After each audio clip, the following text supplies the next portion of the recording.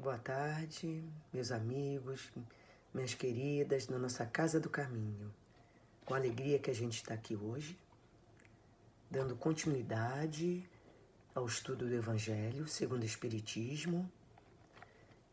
E hoje nós vamos ver o capítulo 13, que a vossa mão esquerda não saiba o que dá a vossa mão direita.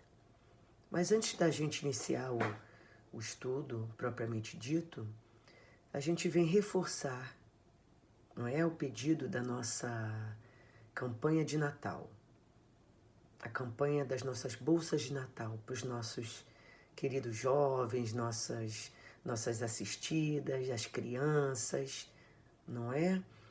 Todo ano a gente faz isso, a gente ajuda e mesmo da pandemia a gente não deixou de ajudar. Estamos ainda recebendo as doações e pedimos, sim, que essas doações elas continuem acontecendo. Temos a conta, né, da nossa casa no Facebook. Nossa casa tem uma conta no Facebook, então tem lá o Pix, tem tudo direitinho, agência, e a gente sabe, não é? Os nossos corações, eles vibram assim, em alegria quando a gente faz o bem. A gente fala tanto dessa felicidade, eu queria tanto ser feliz. Tá aí uma forma de ser feliz, não é? Levar a felicidade, a alegria para aqueles corações tão necessitados, não é? E corações que estão ali presentes, que nós conhecemos, não é? Que a gente convive e que a gente tenha olhos de ver, como a lição hoje traz para todos nós, que mesmo aqueles que a gente não conhece, que a gente possa estender essa forma de caridade, esse amor em ação, ajudando com um sorriso, com um gesto de carinho, não é? Então que a gente coloque em prática tudo que a gente vem estudando, tá? E vamos fazer a nossa prece, elevando os nossos pensamentos a Deus, agradecendo por essa oportunidade bendita a Jesus, a Maria de Nazaré, nossa mãezinha querida, a espiritualidade da Casa do Caminho, que está sempre presente, nos fortalecendo, nos orientando, nos equilibrando, nos ajudando a enfrentar as dificuldades, não é? E pedindo que tenhamos calma, tranquilidade, que a gente possa ser instrumento fiel desse nosso querido amigo, mestre Jesus. Que assim seja, graças a Deus. Então vamos lá, não é? Volto a falar que a gente vai estudar o capítulo 13, que tem como título que a vossa mão esquerda não saiba o que dá a vossa mão direita. Então, vamos ler o item 1, porque vai ser do item 1 ao item 8, tá? Então, o item 1 é trazido no Evangelho de Mateus, uma passagem, não é, que Jesus fala no Sermão do Monte. Então ele fala assim: fazer o bem sem ostentação. Guardai-vos de fazer as boas obras diante dos homens, com o fim de serdes vistos por eles.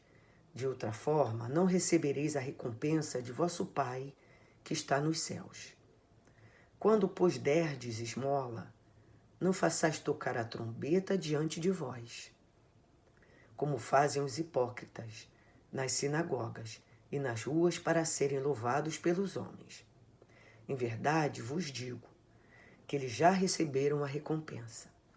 Mas quando derdes a esmola, que a vossa mão esquerda não saiba o que dá a vossa mão direita, para que a esmola fique em segredo, e vosso Pai, que vê o que se passa em segredo, vos dê a recompensa. Então está no Evangelho de Mateus, capítulo 6, de 1 a 4. Né? Então Jesus, ele vem ensinar nessa passagem que a gente deve fazer o quê? O bem.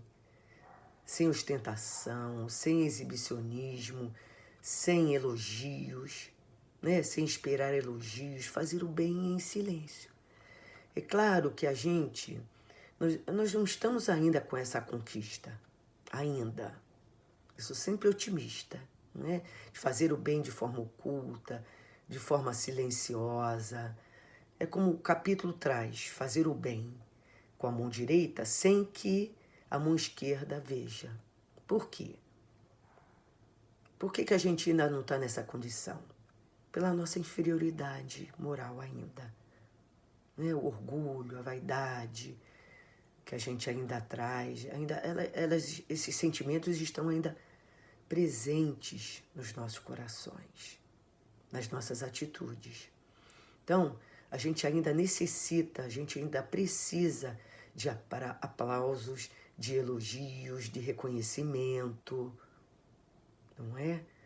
Nós ainda não conseguimos renunciar a essa satisfação que a gente sente, é uma satisfação exagerada, né, que a gente sente quando somos elogiados. Ah, mas elogiar é algo ruim? Elogiar alguém é ruim?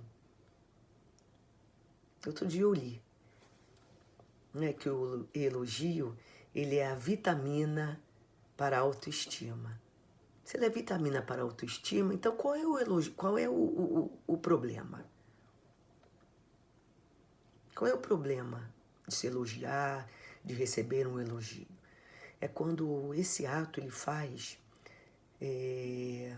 assim, quando a gente depende, né, desse ato, quando a gente passa a depender dessa forma de receber as coisas, desses elogios, para seguir em frente na nossa caminhada. Isso acontece quando a gente duvida de nós mesmos, quando a gente fica, né, cambaleando, quando a gente duvida da nossa capacidade de fazer as coisas, de agir. Então, a gente precisa, né, da aprovação dos outros, né, para a gente continuar a nossa caminhada. E essa aprovação vem, de alguma forma, do elogio, né? A gente precisa do reconhecimento, do aplauso. Mas então, o que eu tenho que fazer? O que eu tenho que buscar? Não é para eu melhorar. Eu tenho que educar as minhas emoções. Eu tenho que estudar, eu tenho que educar essa forma de pensar. Eu tenho que educar o que eu trago no meu coração. Porque a gente espera ainda retorno. A gente espera retorno das pessoas. Esse retorno tem que ser obrigatório.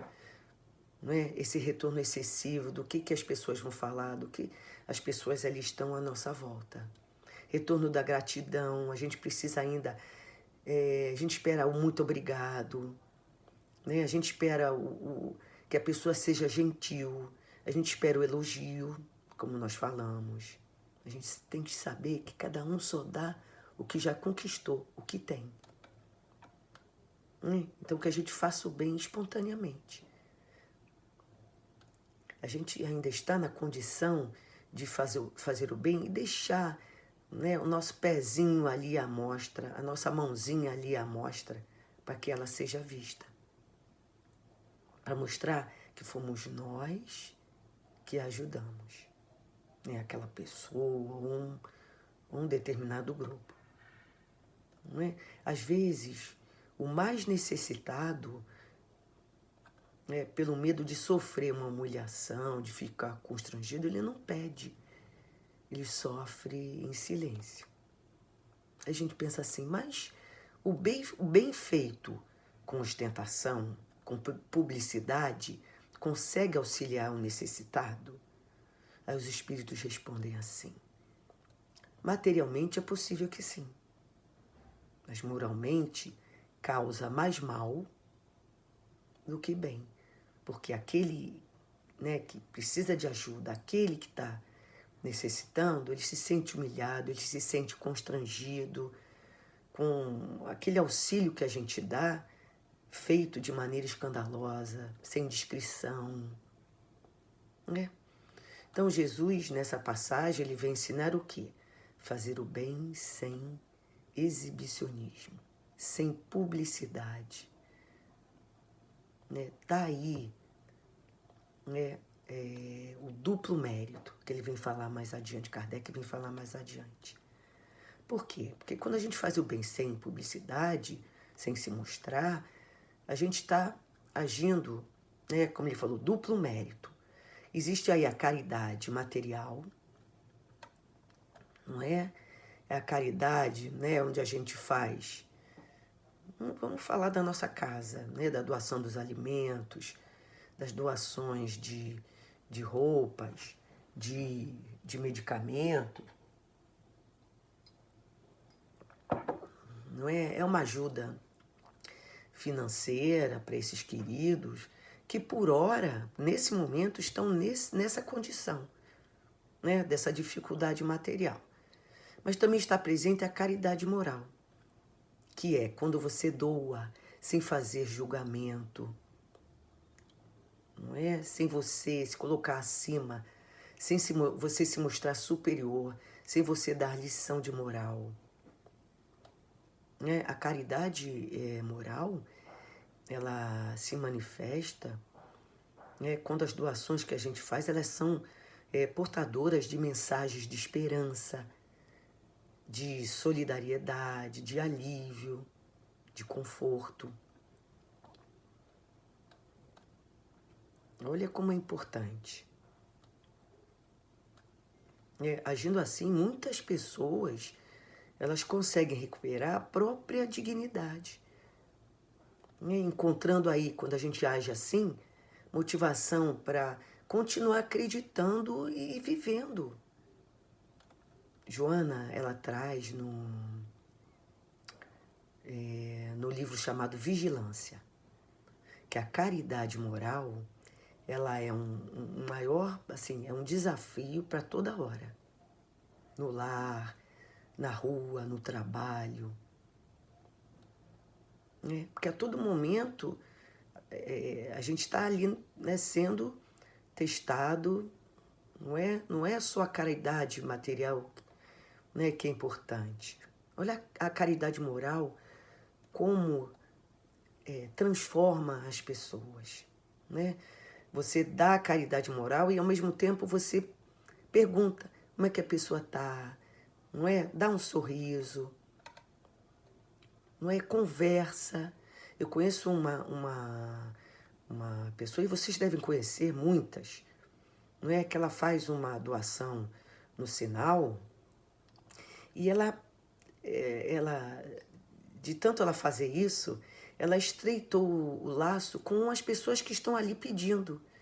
Então ela sabe onde mora, né? As pessoas falam, poxa, a gente estava com saudade da senhora, a senhora não veio tal dia, a gente está vindo sábado e domingo. Então o sorriso que aquelas pessoas apresentam, a preocupação, ali é gratidão mútua, não é? É ajuda mútua. Então, vamos pensar nesse sentido. Que a gente seja capaz de dar amor, né? O amor, por menor que seja, né? Atenção, em forma de atenção, de apoio, de solidariedade, sem chamar atenção, sem alardear o nosso comportamento. Não é? No item 2, Jesus fala assim, no Evangelho de Mateus também. Tendo Jesus descido do monte, uma grande multidão o seguiu.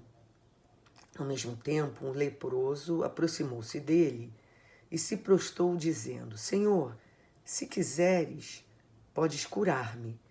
Jesus, estendendo a mão, tocou e disse, eu quero ficar curado. E no mesmo instante a lepra foi curada. Então Jesus lhe disse, não fales disto a ninguém, mas vai mostrar-te aos sacerdotes e oferece o dom prescrito por Moisés, a fim de que isso lhe sirva de testemunho para a tua cura. Então Jesus, ele vem, falou pro leproso, curou, né, aquele leproso, pediu para que ele não falasse com ninguém, somente se dirigisse aos sacerdotes, né, que mostrasse aos sacerdotes e que ele foi curado e oferecesse o dom prescrito por Moisés. Então, a gente pesquisando, não é? Era comum, né, na Judéia, na época de Jesus, que as famílias daquela época considerassem como mortos as pessoas, ali os familiares, as pessoas que apresentassem algum sintoma de loucura, né, algum quadro de loucura, ou qualquer doença de pele que causava assim uma repugnância, né, como vitiligo, como psoríase, uma micose, não é? Tudo isso era considerado lepra. Por quê? Por falta de conhecimento da época. E esse quadro, ele determinava que o nome dessas pessoas fosse retirado do livro dos vivos, que servia como registro, né, como se fosse um censo, né, um registro da existência civil dessas pessoas. Então, no momento que elas se apresentassem aos sacerdotes, nas sinagogas, a pessoa recuperada, a pessoa que era curada, tinha um dever, por determinação de Moisés no seu tempo, levar uma oferenda, levar, né, algo ao templo. Para quê? Para que aquilo representasse uma dádiva, um reconhecimento, né, de gratidão, testemunho de gratidão pelo recebimento daquele bem, né, daquela cura. Era como a gente fala, um protocolo daquela época. Então, Jesus, né, o que ele falou? Orientou, né, aquele leproso para que ele obedecesse, né, cumprisse aquele protocolo, mas que não fizesse publicidade do bem que ele recebeu. Então, a pessoa que era excluída, né, da sociedade, considerada impura pelos sacerdotes, ela retorna, né, àquela sociedade, né, onde Jesus curou ele fisicamente, mas não foi só uma cura física, né? Foi uma cura de uma doença social, que era a exclusão.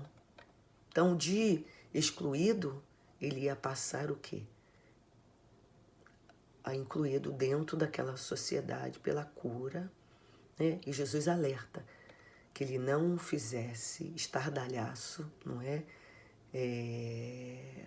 Escândalo do bem que ele recebeu.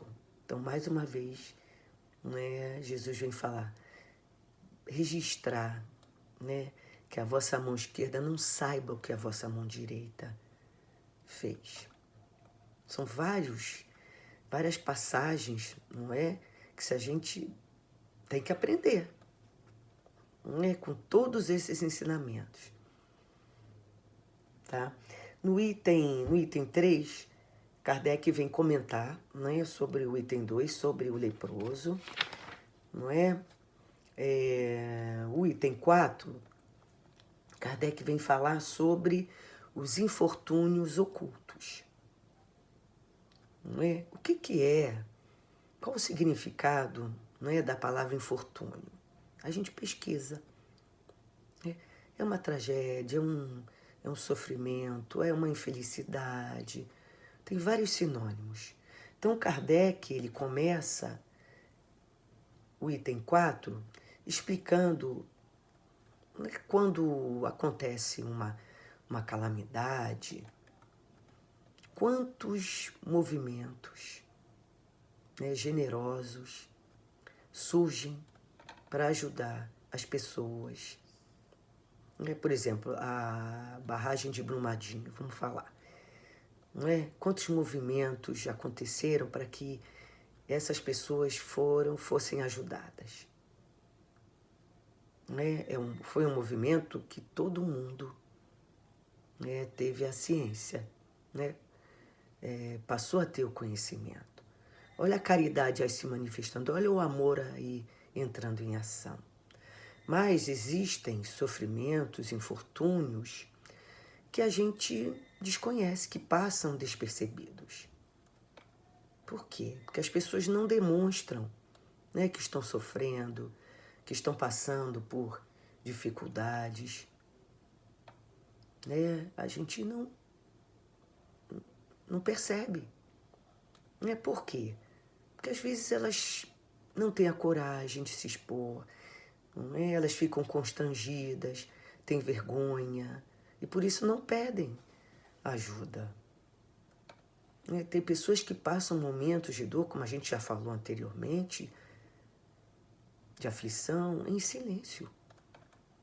Então Kardec, ele vem alertar, vem nos ensinar, vem nos orientar, né, no sentido de que a gente se antecipe nessa assistência, que a gente vá ao encontro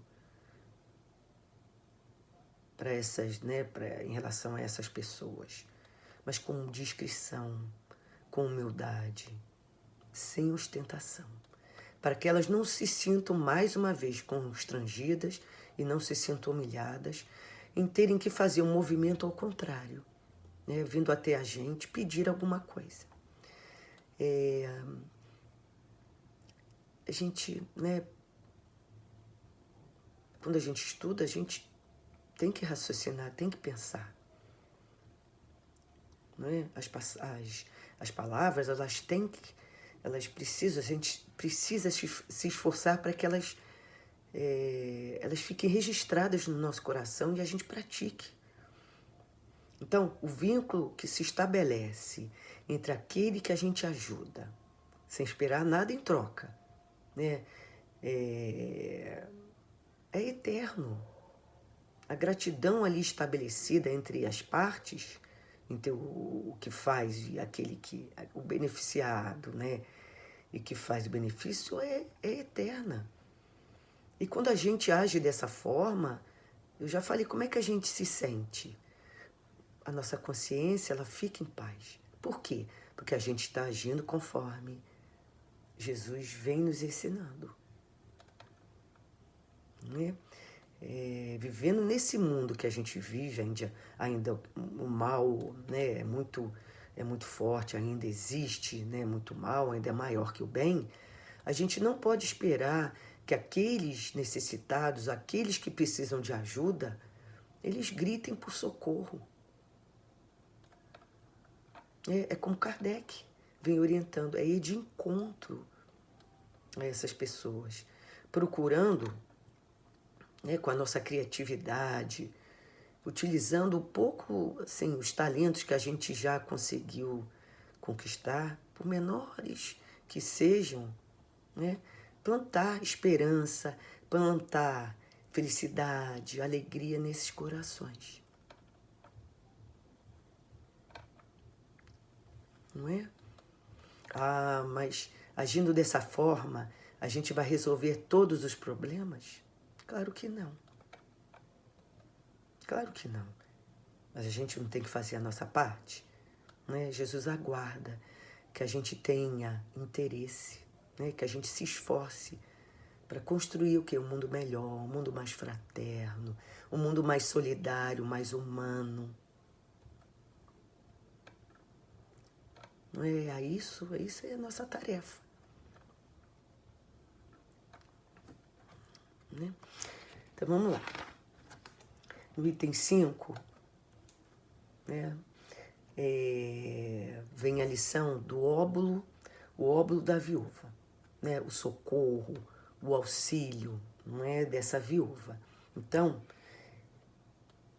a passagem que está no Evangelho de Marcos, né, que fala assim: estando Jesus sentado em frente ao gasofilácio, que era um lugar, né, onde as pessoas depositavam, faziam doações voluntárias, observava de que maneira o povo ali ofertava dinheiro e viu que muitos ricos ofertavam em abundância.